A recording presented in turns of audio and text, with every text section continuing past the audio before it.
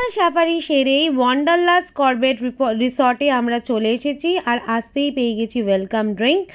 ওই রিসর্টটা only for one day বুক ছিল আর এটার জন্য আমরা জাস্ট কিছু ঘন্টার জন্য রাদার বুক করেছিলাম, কিন্তু দিতে হয়েছে পুরো দিনের টাকাই। এই হচ্ছে আমাদের নতুন রুমের স্পেস আর বাকিটা তোমাদের সঙ্গে শেয়ার করছি। হচ্ছে আমাদের নতুন রুম কিছুক্ষণের জন্য, কারণ 2টো থেকে আবার আমাদের সাফারি স্টার্ট হয়ে যাবে। তো আপাতত এই রুমটা আমি লক করে দিচ্ছি। বোবো নামবে সুইমিংয়ে। এটা হচ্ছে চারিদিকের ভিউটা। এখানে দোলনাও আছে।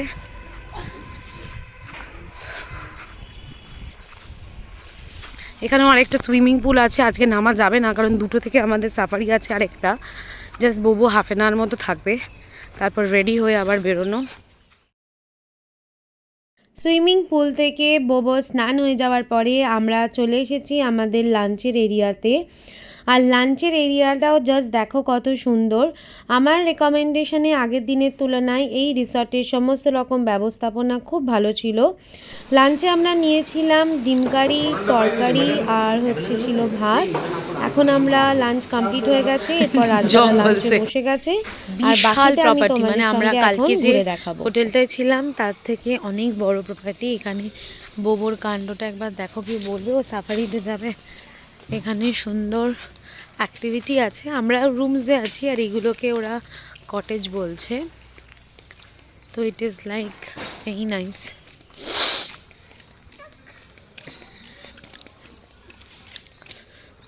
বাবাই ঘুরে আসি।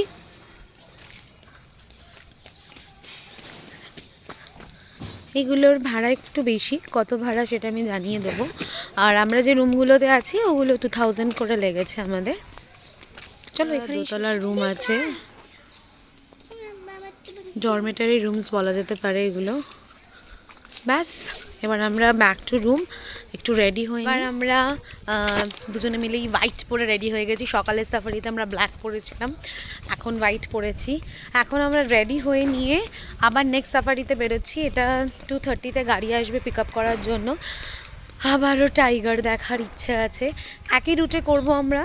তো যে ভিউটা আমরা দেখতে পাবো সেই ভিউটা তোমাদের সঙ্গে শেয়ার করবো, কারণ যেহেতু সেম রুট একই জিনিস আর দেখাবো না, তবে ডেফিনেটলি ভিউজ তো থাকবেই।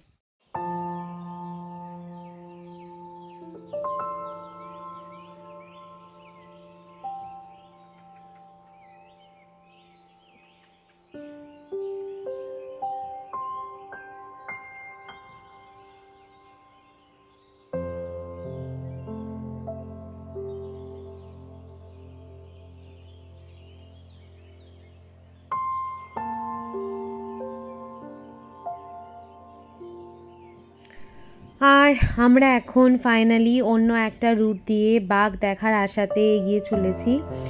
যিনি ছিলেন আমাদের সঙ্গে তার পরিচয় একদম লাস্টে করাবো। আর এখন দেখো জাস্ট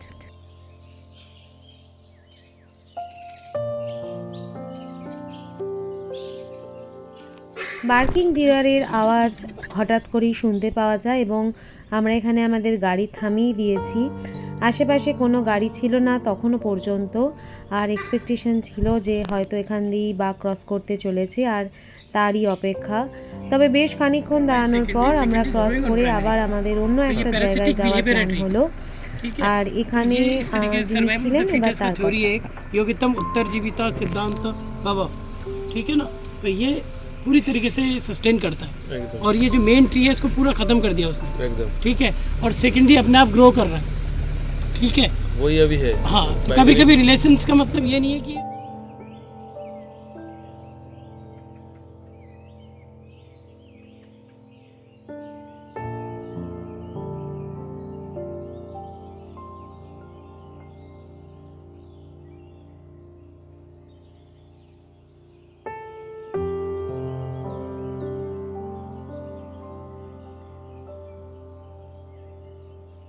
এখানে হঠাৎ করেই দেখতে পেয়েছি আমরা একটা অনেক দূর থেকে টাইগার। সামাও ভিডিওতে সেটাকে কোনোভাবেই নেওয়া যায়নি, ক্যাপচার করা যায়নি।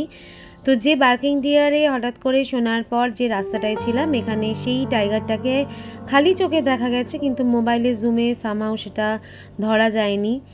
খুব মারাত্মক রকমের, মানে এতটা কাছ থেকে এসেও বাঘ না দেখতে পেয়ে ভীষণ রকমের মন খারাপ। আর তারপরের দৃশ্য তোমরাই দেখো।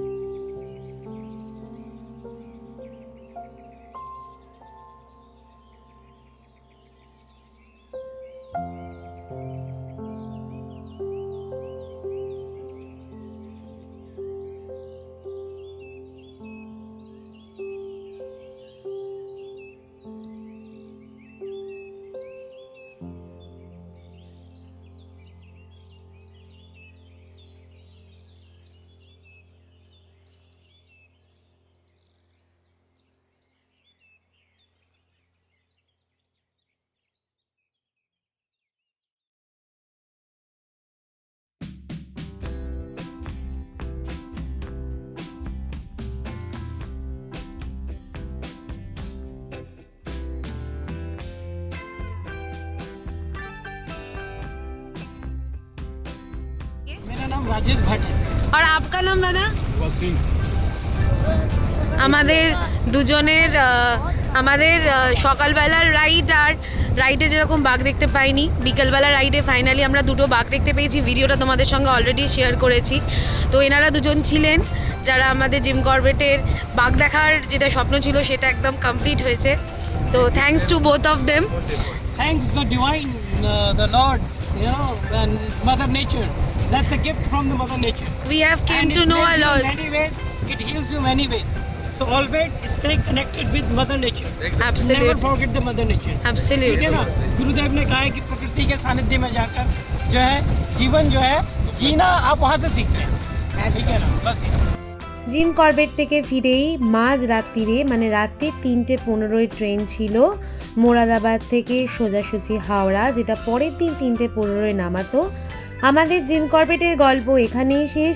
আরও তাড়াতাড়ি আসতে চলেছে আবার একটা নতুন জায়গার গল্প নিয়ে। ঠিক যেমন সাপোর্ট করেছো এতদিন, সবাই সেরকমভাবেই সাপোর্ট করো। আরও ভালো ভালো জায়গার ভিডিও নিয়ে আসবো। আর ততদিন আমাদের খামখেয়ালি ঘোরার ভিডিও থাকবেই। এনজয় করো সবাই।